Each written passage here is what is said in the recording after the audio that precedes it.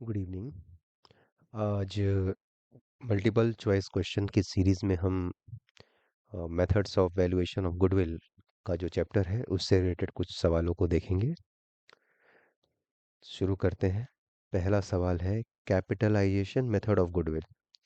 Capitalisation method of valuation is used for valuation of the following. जो एक method पढ़ाया गया था आपको जिसका नाम है कैपिटलाइजेशन मेथड ऑफ वैल्यूएशन, वो किसकी वैल्यूएशन करता है, कौन सी चीज की वैल्यूएशन करता है? शेयर्स की, गुडविल की, फिक्स्ड एसेट की, स्टॉक इन ट्रेड की। कैपिटलाइजेशन मेथड में हम किसकी वैल्यूएशन करते हैं? फटाफट से बताइए। B is the correct answer, हम गुडविल की वैल्यूएशन करते हैं। ये कैपिटलाइजेशन मेथड गुडविल को वैल्यू करने का एक तरीका है, ठीक है ना? Capitalization method. Question number 2, goodwill. Goodwill कौन सा अकाउंट है? सवाल आया है आपके सामने, गुडविल कौन सा अकाउंट है? टेंजिबल है, इंटेंजिबल एसेट है, फिक्टिशियस है या करंट एसेट है? पहली बात तो गुडविल क्या है? एक एसेट है। पहले तो ये क्लियर होना चाहिए कि गुडविल क्या है, एक एसेट है।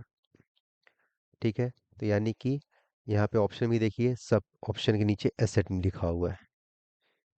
बट ये कौन सा एसेट है? ये एक ऐसा एसेट है जिसको हम देख नहीं सकते। तो जिसको अपन देख नहीं सकते वो कौन सा एसेट होता है?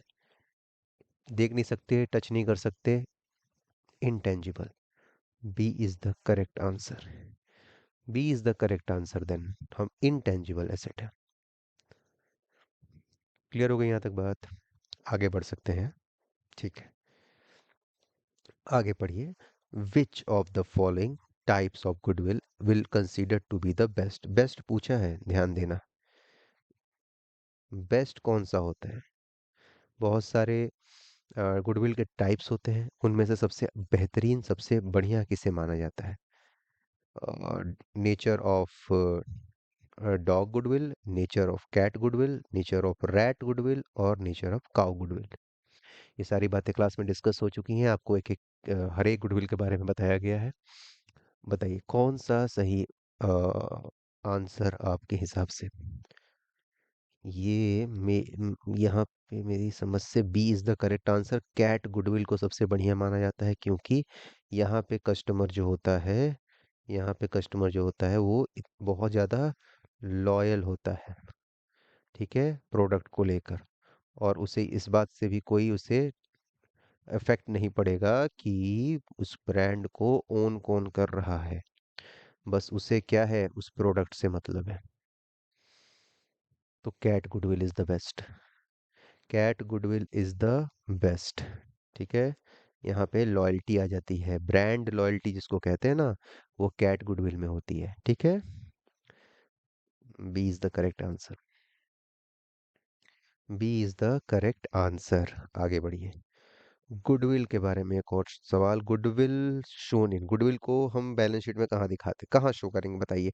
गुडविल को एसेट साइड में दिखाएंगे, गुडविल को लाइबिलिटी साइड में दिखाएं, डेबिट साइड में दिखाएं, प्रॉफिट एंड लॉस में, या प्रॉफिट एंड लॉस के क्रेडिट साइड में दिखाएं? पहली बात तो गुडविल इन दोनों जगहों पे तो नहीं रहती।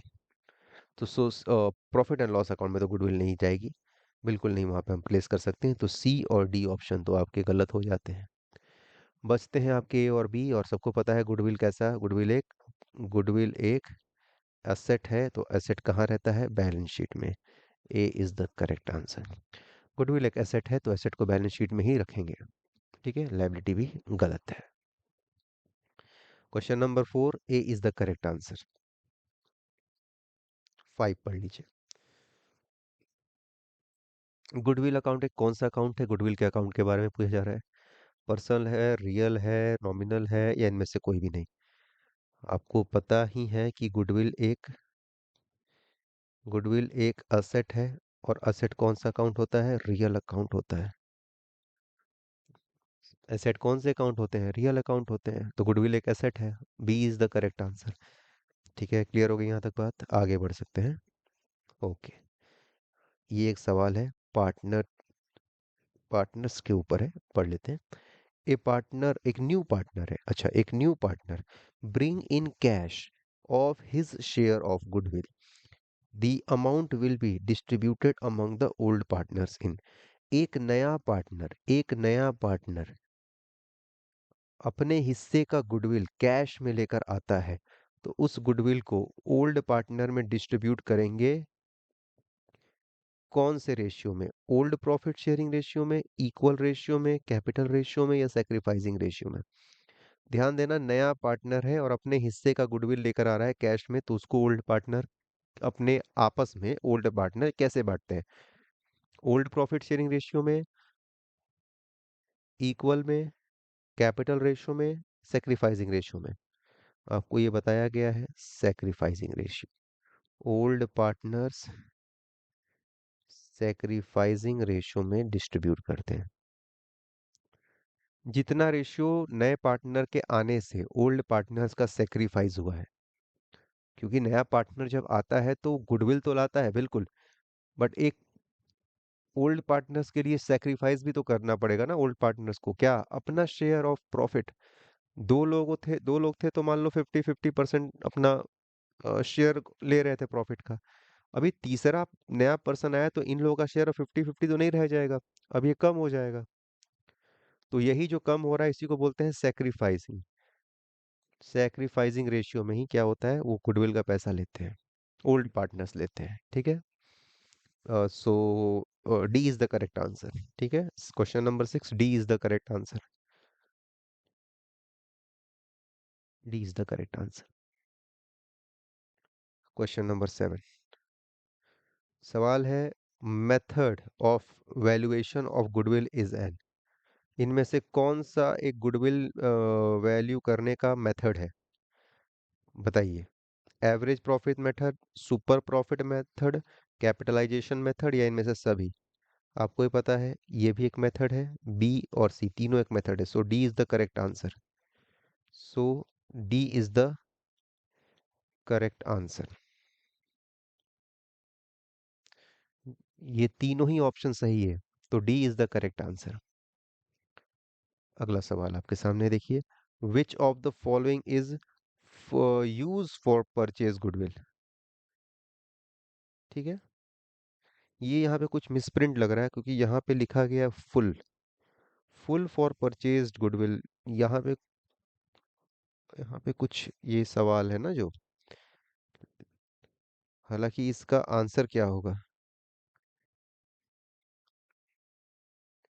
अगर हम इसको ऐसे समझे कि परचेज गुडविल को हम कहाँ दिखाते हैं बैलेंस शीट में? एसेट साइड में, लायबिलिटी साइड में, प्रॉफिट एंड लॉस में, और या इसको हम बैलेंस शीट में नहीं दिखा सकते? क्या हो सकता है इसका आंसर? गुडविल आपको पता है एक एसेट होती है और एसेट को हमेशा बैलेंस शीट में दिखाते हैं, सो ए इज द करेक्ट आंसर।